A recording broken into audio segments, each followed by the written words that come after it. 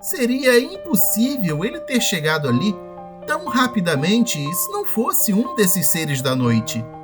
De acordo com as palavras do meu avô, nem o vento era tão rápido assim. Olá, pessoal! Não se esqueça de deixar o seu like e se inscrever, pois o canal precisa muito desse apoio de vocês. Então, vamos ao caso de hoje, que eu chamo de... Seria um vampiro ou um velho andarilho? Olá, o meu nome é Leandro e eu tenho uma história para contar aqui no canal que não é sobre assombrações ou fantasmas. Na verdade, eu acho que é coisa até pior. Esse é um relato sobre vampiros. Você pode até não acreditar, mas é um caso real. Quem me contou essa história foi o meu avô, pois foi com ele que tudo ocorreu. O acontecido se deu em uma época em que ele ainda era bem jovem. Assim, vamos ao caso. Meu avô nasceu na Itália e morou lá durante um bom tempo, até que se casou e veio para o Brasil como imigrante. A minha família, atualmente, é quase toda formada por descendentes de italianos, assim como muitas outras no Brasil. Então, na sua juventude, ele gostava muito de viajar para as vilas vizinhas ao povoado dele, para visitar seus amigos e primos distantes. Essas viagens eram feitas a pé ou, de vez em quando, a cavalo. Meu avô geralmente saía da casa dos pais dele lá pelo meio-dia e só voltava no dia seguinte, mais ou menos no mesmo horário. Isso porque ele sempre dormia na casa dos amigos ou parentes, ao invés de voltar para casa durante a noite. Ele diz que não gostava muito de ficar perambulando durante as madrugadas, porque além de ser supersticioso, ele era muito medroso. Bem, numa tarde, ele resolveu ver um amigo em uma das vilas vizinhas, a cerca de 4 quilômetros da vila onde ele morava. Ele tinha que passar por uma estrada que atravessava algumas plantações para chegar lá, e como não tinha eletricidade, não havia iluminação pública. Depois que anoitecia, sua luz era apenas a da lua ou das estrelas. No caminho, enquanto ele andava pela lavoura, ele viu mais à frente dele um senhor, aparentemente bem idoso, alto e magro, andando devagar, na mesma direção que ele. O homem usava uma capa escura e bem surrada, assim como um chapéu marrom que cobria quase todo o seu rosto.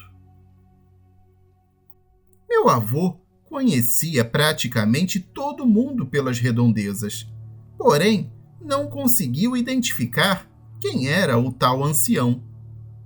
Quando ele chegou perto, o velho se virou e o cumprimentou, dizendo: Boa tarde, meu jovem. O meu avô, que na época estava com seus 20 anos, o cumprimentou de volta. Apesar da pouca idade, meu avô já era bem esperto e ficou pensando o seguinte: que coisa mais estranha! Eu conheço todos da vila, mas nunca vi este senhor. É melhor eu tomar muito cuidado. Mesmo assim, ele continuou caminhando junto ao homem durante um tempo. O velho estranho começou a resmungar e a reclamar, dizendo que ele tinha ido visitar o irmão dele e que tinha ficado muito cansado, mas que agora já estava indo para casa. Qual é o nome do seu irmão? O meu avô perguntou. E quando o velho respondeu, ele pensou consigo mesmo que não tinha nenhum homem, novo ou velho, na vila dele com aquele nome. O velho continuou a resmungar e a falar das pessoas da vila que ele conhecia.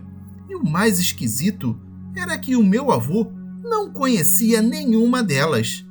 O velho até falou sobre casas e locais que não existiam na vila. O meu avô deu mais uma olhada naquela figura alta, magra e decrépita e percebeu que o velho parecia estar mesmo esgotado e que tinha alguma coisa nele muito estranha e peculiar. A uma certa altura, o meu avô começou a ficar com uma impressão muito ruim sobre o velho, presumindo que fosse algum louco fugido de algum hospício, asilo ou coisa parecida. Outra coisa que o meu avô pensou era que o velhote podia estar tendo um caso com alguém da vila e estava contando mentiras para acobertar tudo. Bem, a essa altura, meu avô decidiu que era melhor deixar a bizarra companhia de lado e sair de perto dele o mais rápido possível. Já estava ficando escuro e com isso meu avô foi ficando cada vez mais nervoso e apreensivo, já que ele não gostava de correr riscos. Então, ele falou para o seu companheiro viajante que tinha que tirar um pouco de água do joelho e entrou no meio de um matagal que tinha perto da estrada. E assim que ele se certificou que o velho não tinha mais como enxergá-lo, saiu correndo pelo campo para achar outro caminho até a casa de seu amigo.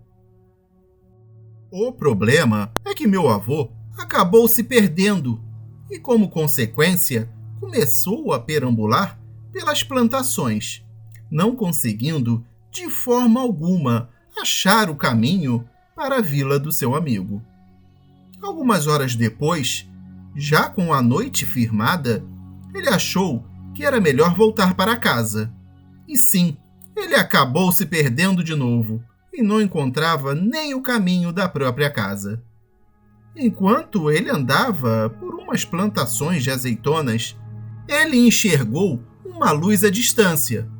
Chegando mais perto, ele viu que parecia ser um lampião a óleo pendurado em uma árvore, quase coberto pelo mato alto.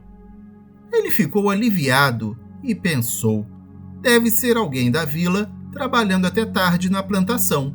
Eu vou lá, vou pedir informações. Aproximou-se do lampião e gritou: Olá, tem alguém aí? Alguém pode me ajudar? Na hora, ninguém respondeu.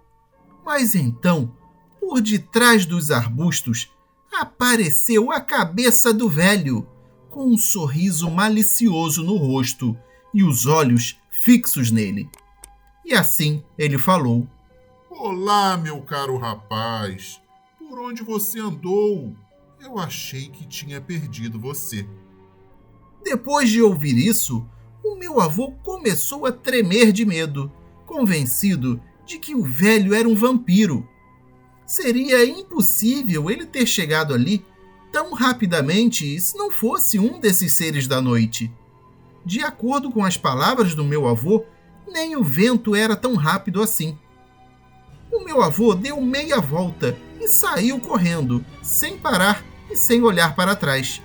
Ele ainda conseguiu ouvir um ruído assustador que parecia o som de grandes asas batendo, uma gargalhada ecoando pelos ares.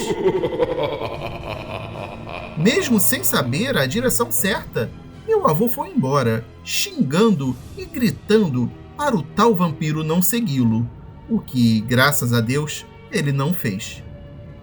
Enfim, o meu avô acabou chegando na sua vila um pouco antes do amanhecer e correu para casa. A irmã dele, que ainda é viva, se lembra até hoje de como ele estava abatido e cansado. Naquele dia, ele não conseguiu falar uma só palavra do que tinha ocorrido. Mas até hoje eu me pergunto, isso aconteceu realmente com ele? Ou tudo foi apenas alucinações impostas pelo medo? De qualquer modo, eu agradeço muito por vocês terem ouvido a história do meu avô.